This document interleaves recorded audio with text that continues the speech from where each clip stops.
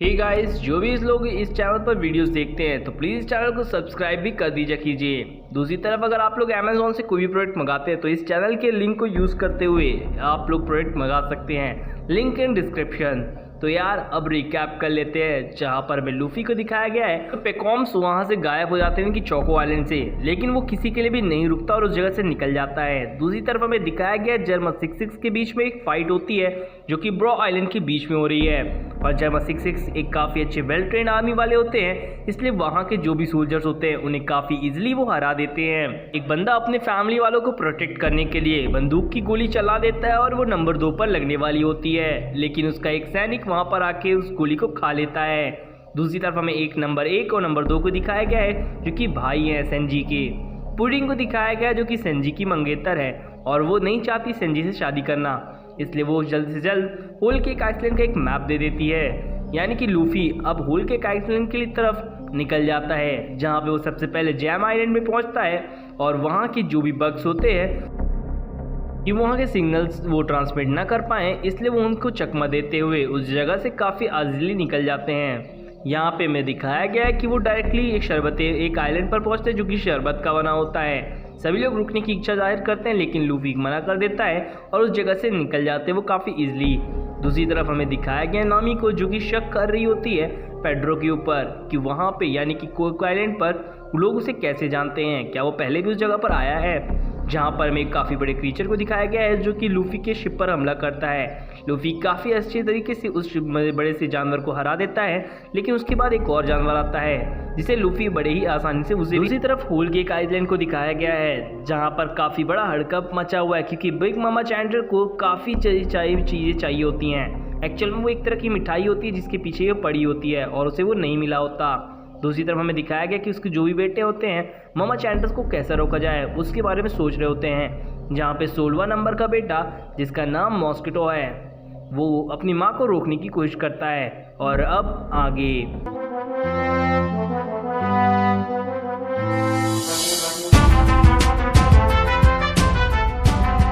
की स्टार्टिंग से हमें दिखाया गया है कि हमारी बिग मामा चैंट एक मिठाई के लिए पूरे देश को ही होल केक आइलैंड को ही तबाह किए दे रही है, जहाँ पे सभी लोग उससे डरकर भागने की कोशिश कर रहे हैं और वो एक एक करके सभी के सभी क्रीचर्स को खा रही होती है, जी या फिर वो मिठाई हो या फिर बिस्किट्स हो। वो सभी लोग जो कि ह्यूमंस होते हैं वो काफ़ी ज़्यादा डरे हुए होते हैं बिग मामा चैंटर से, क्योंकि बिग मामा चैंटर इतनी ज़्यादा गुस्से में होती है कि वो काफ़ी सारे पंचेस भी बरसाती हैं। उसके जो भी बेटे होते हैं यानी कि मिनिस्टर्स या फिर मंत्री वो सभी लोग डरे हुए होते हैं, जहाँ पर बिग मामा चैंटर एक बच्ची के ऊपर भी पैर रखने वाली होती हैं, जहाँ पे मॉस्कोटो वहाँ पर आकर उस बच्ची को बचा लेता है, जहाँ पे सभी लोग उसके लिए चीयर अप करते हैं और वो खुश होता है इस बात को देखते हुए कि उस बच्ची को बचा लिया गया है बाय मॉस्कोटो। मॉस्कोटो एक उनका 16वां नंबर का बेटा है यानी कि बिग मामा चैंटर का। यहाँ पे हमें सभी दिखाया जाता है मॉस्कोटो के जो भी भाई बहन हैं वो सभी उसको चीयर अप करने के लिए जाते हैं।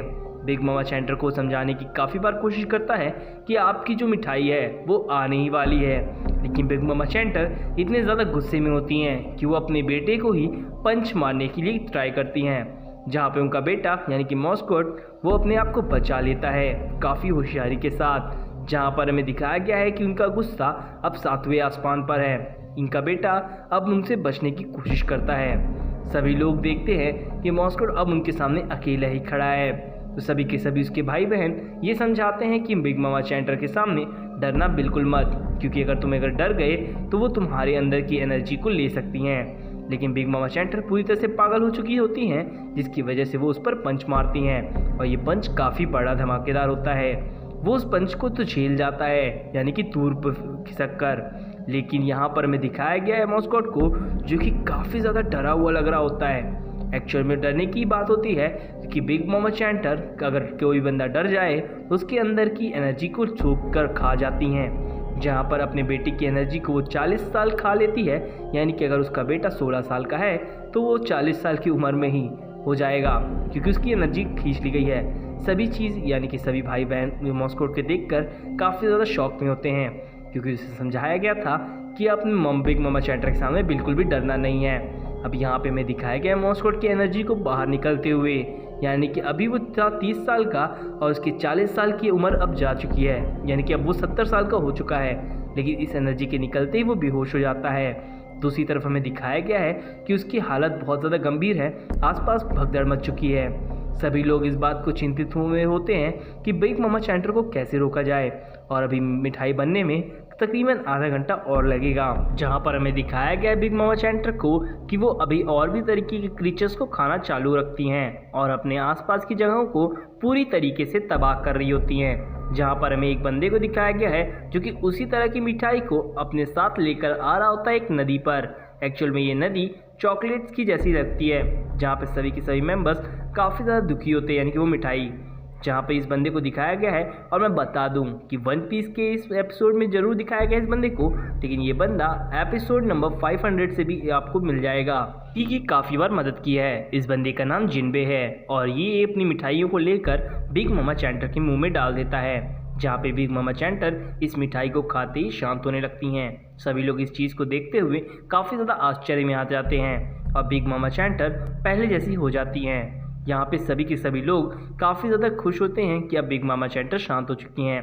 इवन उनके जो बेटे और रसोइया होते हैं वो भी, इसलिए अगली बार से वो प्रिपेयर रहेंगे इन सभी हादसों के लिए। यहाँ पे बिग मामा चैंटर को दिखाया गया है कि वो खुश होती हैं जिनबे से, और जिनबे उनकी तरफ देखता है। पे दिखाया गया है बिग मामा चैंटर को जो एक दूसरे की तरफ देखते हैं। यहाँ पे जिनबे उनसे कुछ अनुरोध करने की कोशिश करता है, जहाँ पे बिग मामा चैंटर थोड़ा बहुत समझने की कोशिश करते कि जिनबे क्या चाहता है। जहाँ पे वो समझ जाती हैं हो सकता है ये अपने दल छोड़ने की बात कर रहा हो।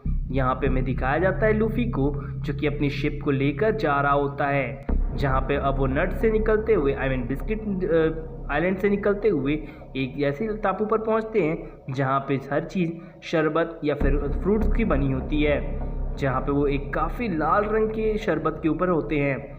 हमारा जो चॉपर होता है वो इस बात को देखकर काफ़ी ज़्यादा खुश होता है क्योंकि शिप एक शरबत के ऊपर से गुजर रही है। आइलैंड के ऊपर हमें एक तरबूज को दिखाया गया है जिसे लूफी देखकर काफ़ी ज़्यादा शौक भी होता है कि इतना बड़ा तरबूज इस समुंदर में कर क्या रहा है आखिर।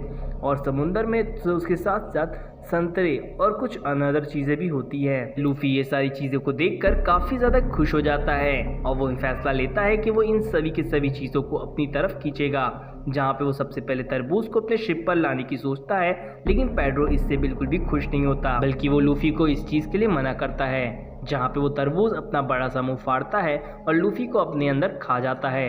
यहाँ पे हमें ऐसा लगता है कि लूफी अब मारा जा चुका है। सभी लोग इस चीज़ को देखकर काफ़ी ज़्यादा शौक में होते हैं, लेकिन लूफी उस तरबूज को बीच से फाड़ कर रख देता है और बाहर निकलता है, जहाँ पे वो तरबूज 2 टुकड़ों में बंट चुका था। तो फैसला होता है कि अब इन सभी के 6 पीसेस किए जाएंगे, जहाँ पे हमें दिखाया गया है तरबूज के 3 पीस किए हैं और ऐसे ही संतरे के 4 पीस किए हुए हैं, जिससे वो सभी लोग इस चीज़ को खा सकें। यहाँ पर हमें दिखाया गया इन सभी चीज़ों को जिसे वो बड़े ही चाव से खाने वाले होते हैं। लूफी काफ़ी ज़्यादा खुश होता है कि उसे काफ़ी दिनों बाद काफ़ी अच्छा खाना मिलने वाला है। सभी फ्रूट्स को अकेले ही चट करने की सोच रहा होता है। नामी को दिखाया गया है जो कि काफ़ी ज़्यादा दुखी होती है सांजी के बारे में सोच कर। यहाँ पर सभी लोग लूफी को रोकते हैं कि ऐसा मत करो।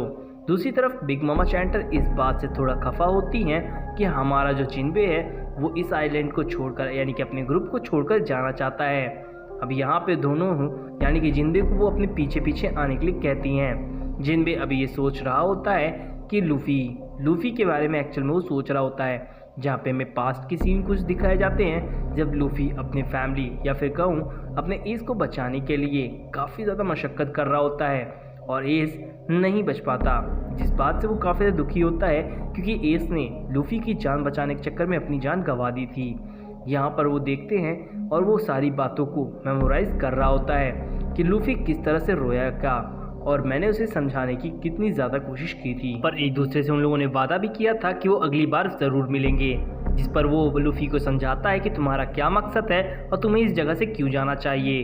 तो सभी लोगों को उस जगह से भगाने में हमारे जिनबे ने ही मदद की थी और लूफी जब बेहोश था और वो जब हंसने लगा, यानी कि उसने उस आइलैंड को छोड़ दिया। यहाँ पे वो अपने टीम में शामिल होने के लिए भी जिनबे को बोलता है, लेकिन जिनबे इस चीज़ के लिए बिल्कुल इनकार कर देता है। वो कहता है कि उसके पास ऑलरेडी एक बिजनेस है जिसे वो इस जगह को अच्छा बनाना चाहता है, यानी कि फिश आइलैंड को। जहाँ पे दोनों एक दूसरे से एक प्रॉमिस करते हैं कि वो दोबारा इस जगह पर या फिर एक दूसरे को देखने के लिए ज़रूर मिलेंगे। इस बात को वो याद करता है और यहाँ पर हमें दिखाया गया है एपिसोड नंबर 790 पे, जहाँ पे सभी लोग काफ़ी ज़्यादा दुखी होते हैं क्योंकि मॉस्कोट अब नहीं रहा। वो बच्ची काफ़ी ज़्यादा रो रही होती है। एक्चुअल में सभी बच्चे यहाँ पे सभी लोग सोच रहे होते हैं कि जिम्बे अब बचेगा या नहीं। यहाँ पर दिखाया गया है कि उसे स्ट्रेचर पर लेटाकर उस जगह से ले जाया जाता है। मॉर्टी सोच रहा होता है कि अब क्या होगा जिम्बे का, क्या वो मारा जाएगा या फिर वो क्या सोच रहा है। जहाँ पर बच्चे उसे बोलते हैं बट क्या जिंदा नहीं होगा। जहाँ पे हमें दो क्रीचर्स को दिखाया गया जो कि मॉर्टी से मिलते हैं आकर। दूसरी तरफ हमें दिखाया गया है मामा चैंटर को जो कि जिन्बे के साथ अपने महल की तरफ जा रही होती हैं। जिन्बे काफ़ी सोच में हो रहा होता है और यहाँ पे कुछ घंटे पहले का फ्लैशबैक दिखाया गया है जहाँ पे वो अपनी टीम के साथ होता है और उसने सभी पायरेट्स को बुलाया होता है अपने पास।